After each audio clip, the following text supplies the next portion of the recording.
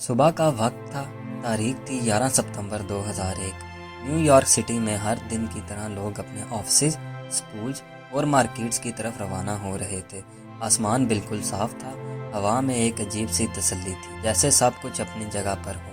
کسی کو کیا خبر تھی کہ چند گھنٹوں بعد یہ تسلی ایک خوفناک خاموشی میں بدل جائے گی۔ یہ صبح جو عام لگ رہی تھی، انسانی تاریخ کا ایک ایسا موڑ بننے جا رہی تھی جہاں سے سب کچھ بدل گیا۔ منہٹن کا ورلڈ ٹریڈ سینٹر، دو ایسی عمارتیں جو صرف نیو یارک ہی نہیں بلکہ امریکہ کی ترقی اور قوت کی پہچان بن چکی تھی، اس صبح موت کا نشانہ بننے والی تھی۔ صبح 8:46 پر امریکن ایئر لائنز کی فلائٹ 11 سے پہلا ٹاور ٹکرایا اور چند منٹ بعد ہی 9:03 پر یونائیٹڈ ایئر لائنز فلائٹ 175 نے دوسرا ٹاور۔ یہ نہ صرف ایک پلین کریش تھا، یہ ایک ایسے حملے کا آغاز تھا جس نے پوری دنیا کو ہلا دیا۔ جب پہلا پلین ٹکرایا، لوگوں کو لگا کہ یہ ایک حادثہ ہو سکتا ہے، لیکن دوسرے پلین کے ٹکرانے کے بعد سب کو سمجھ آیا کہ یہ کچھ اور ہے، یہ ایک سوچی سمجھی سازش ہے۔ دوسرے ملکوں میں ٹی وی سکرینز پر لائیو فوٹیج چل رہی تھی، لوگ شوق میں تھے، رو رہے تھے اور سمجھنے کی کوشش کر رہے تھے کہ آخر یہ ہو کیا رہا ہے،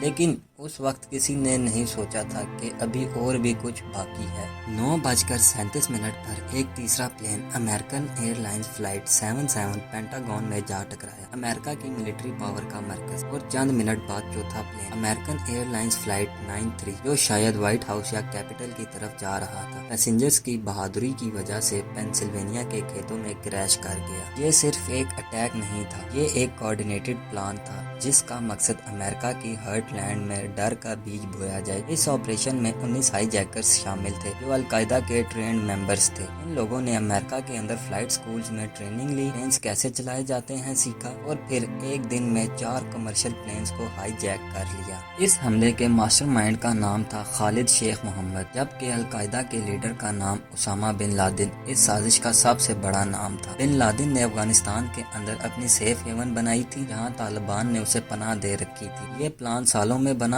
اور امریکہ کے اسٹرانگسٹ سیکیورٹی سسٹم کو بائی پاس کر کے انجام دیا گیا۔ 9/11 کے دن 2977 لوگ مارے گئے۔ یہ لوگ صرف امریکنز نہیں تھے بلکہ 90 سے زیادہ ملکوں کے لوگ ان میں شامل تھے۔ Firefighters, police officers, rescue workers, سب نے اپنی جان رسک میں ڈال کے لوگوں کی مدد کی۔ 2 گھنٹوں کے اندر ورلڈ ٹریڈ سینٹر کے دونوں ٹاورز گر گئے اور نیو یارک ایک دھواں بنی ہوئی جگہ میں تبدیل ہو گیا۔ لوگ بھاگ رہے تھے، چیخ رہے تھے اور سب کچھ ایک نائٹ میئر لگ رہا تھا۔ ایک ٹوسٹ جو لوگوں نے ایکسپیکٹ نہیں کیا تھا وہ یہ تھا کہ اتنا بڑا اٹیک جس میں پلینز ہائی جیک ہوئے وہ امریکہ کی ایڈوانس انٹیلیجنس ایجنسیز جیسے کہ CIA اور FBI سے سلپ کیسے کر گیا۔ بعد میں جا کے معلوم ہوا کہ کئی ریڈ فلیگز اور وارننگز کو یا تو اگنور کیا گیا یا انہیں سیریسلی نہیں لیا گیا۔ ہائی جیکرز کے ویزے ریکارڈز میں irregularities تھے، ان کے بیہیویئر سسپیشیس تھے، لیکن سسٹم نے ان سب کو ٹریک نہیں کیا۔ یہ انٹیلیجنس فیلئر امریکہ کی ہسٹری کا سب سے بڑا لیسن بنا۔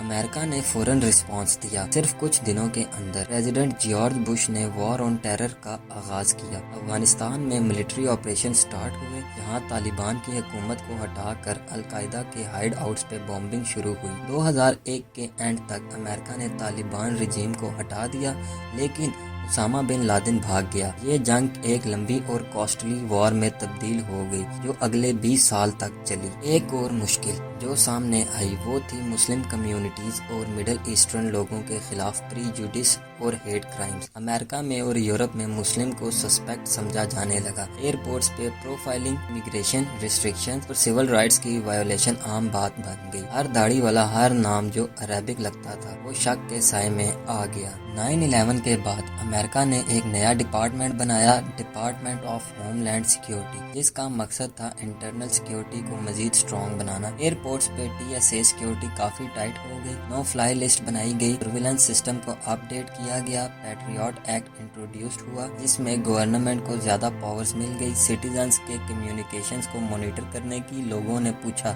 سیکیورٹی کے لیے فریڈم کا سیکریفائس کرنا صحیح ہے یا نہیں۔ 9/11 صرف ایک دن کا حادثہ نہیں تھا، یہ ایک ایسی لمبی داستان بن گئی جو ہر ملک، ہر انسان کو کسی نہ کسی تاریخی سے افیکٹ کر گئی۔ عراق وار 2003 میں اس اٹیک کے بعد انیشیٹ ہوئی جہاں پہ الیڈلی ویپنز آف ماس ڈسٹرکشن ہونے کا الزام تھا، لیکن آج تک وہ ویپنز نہیں ملے۔ اس وار نے لاکھوں لوگوں کی جان لے لی اور مڈل ایسٹ میں انسٹیبلٹی بڑھتی گئی۔ اس ایونٹ کے کلچرل اثرات بھی ہوئے۔ Films, books, T V series سب نے ٹیررزم کو ایک نیا نیریٹو دیا۔ ہوم لینڈ، زیرو ڈارک 30 اور کاؤنٹلیس ڈاکومنٹریز نے اس موضوع کو ایکسپلور کیا۔ اسامہ بن لادن کو 2011 میں پاکستان کے شہر ایبٹ آباد میں ایک سیکرٹ آپریشن کے ذریعے مار گرایا گیا، لیکن اس کی بھی اپنی کنٹروورسیز تھی کیونکہ اتنے عرصے تک وہ سیف تھا۔ کیا پاکستان کو پتا تھا؟ کیا یہ سب کچھ کسی اور لیول کی جیو پولیٹیکل چیس کا حصہ تھا؟ 9/11 نے دنیا کو یہ سمجھایا کہ بارڈرز، مشنز اور والز سے ہمیشہ امن کا دامن نہیں پکڑا جا سکتا۔ ٹیکنالوجی، فارمیشن اور آئیڈیالوجی کے ذریعے ہر ملک ایک دوسرے سے جڑا ہوا ہے۔ یہ حملہ نہ صرف بلڈنگز پہ تھا، یہ ایک کنسیپٹ پہ تھا، فریڈم، ڈیموکریسی اور اوپن سوسائٹیز پہ، اور اس کا جواب صرف بامز اور وار سے نہیں دیا جا سکتا۔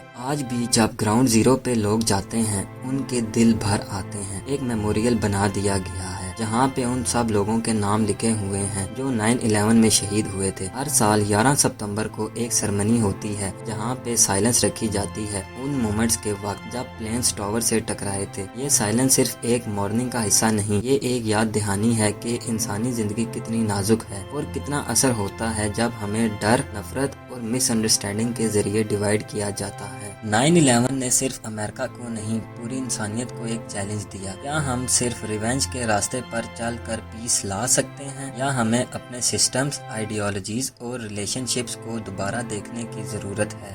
یہ ڈاکومنٹری صرف ان گرتی عمارتوں کا ذکر نہیں، ان ٹوٹے سپنوں، بکھری فیملیز اور ان ہیروز کا تذکرہ ہے جنہوں نے مدد کرنے کے لیے اپنی جان دے دی۔ 9/11 نے دکھایا کہ چاؤس کے درمیان بھی انسانی کوریج روشن ہوتی ہے۔ یہ کہانی صرف ایک اٹیک کی نہیں، ایک دور کے آغاز کی ہے، ایک ایسے دور کی جس میں ہر ملک کو ٹیررزم سے لڑنا پڑا، ہر شہر کو اپنی سیکیورٹی ریکنسیڈر کرنی پڑی اور ہر انسان کو یہ سوچنا پڑا کہ ڈر کے آگے زندگی کیسے چلتی ہے۔ آخر میں 9/11 ہمیں یہ یاد دلاتا ہے کہ وقت چاہے گزر جائے، زخم بھر جائیں، لیکن کچھ لمحے ہمیشہ انسانی یادوں میں زندہ رہتے ہیں۔ یہ وہ لمحہ تھا جس نے دنیا کو بدل دیا اور شاید ہمیشہ کے لیے۔